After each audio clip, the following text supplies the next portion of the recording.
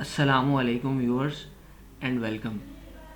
KSE 100 के weekly graph को हम देखते हैं तो एक तो ये रेजिस्टेंस एरिया 2017 वाला हाई और दूसरा जो है अब सिग्नल कैंडल 211 पॉइंट अगरचे मार्केट प्लस रही। इसको ज़रा जूम करें तो ओपनिंग और क्लोजिंग आलमोस्ट सेम है और ये सिग्नल कैंडल टॉप के ऊपर बनना कोई अच्छा साइन नहीं है फॉर बुल कंटिन्यूएशन। 50,600 का एरिया ब्रेक होने पे और वीकली बेसिस पे क्लोजिंग नीचे आने की सूरत में थोड़ा डीप हो सकता है इंडेक्स। डेली बेस पे देखें तो वही सूरत हाल के साइडवेज में होते हुए एक बुल रन के बाद इस साइडवेज में होते हुए और अब हिस्टोरिकल वोल्टिलिटी भी इसकी लो हो गई है, जिसका मतलब ये है कि थोड़ा इस एरिया में 50,600 का जो एरिया है इस पे मार्केट सपोर्ट ले सकती है और अगर नहीं लेती तो फिर थोड़ा डीप होने के बाद जो सपोर्ट एरिया नेक्स्ट बनेगा वो 50,000 और 49,400 का बनेगा।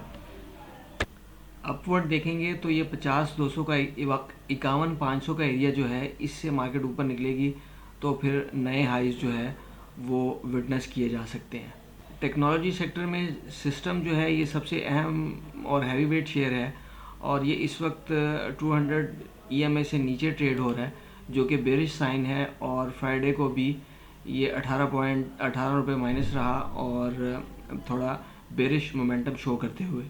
एवीएन बैड रिजल्ट्स के साथ लास्ट वर्किंग डे में लोअर लॉक, लेकिन ये चूँकि ऊपर इसका सप्लाई एरिया था जिसकी मैं बार बार बात कर रहा था, वहाँ तक तो प्राइस पहुँच ही नहीं सकी, उससे पहले ही सप्लाई आना शुरू हो गई और अब नीचे जो है ये 49 इसका डिमांड एरिया आ जाएगा। लेकिन ये चूँकि बियर ट्रेंड में है तो 45 और फिर 40 रुपीज़ जो है मुमकिन तौर पर इसकी सपोर्ट्स हो सकती हैं। TRG फॉर्मेशन के ब्रेकडाउन के बाद थोड़ा स्टे और फिर अपने ट्रेंड को रिज्यूम करते हुए इसकी जो टारगेट प्राइस है वो नीचे की है और पोटेंशियल भी इसमें वोल्टिलिटी भी बढ़ रही है और पोटेंशियल भी गेन होता जा रहा है। साजगार इंजीनियरिंग अपने हिस्टोरिकल एरिया में, हिस्टोरिकल हाई के एरिया में ये 2021 में इसका हाई लगा था तो ऑलमोस्ट वहीं पे अप्रोच करने के बाद थोड़ा डिस्ट्रीब्यूशन फेज में आ सकता है।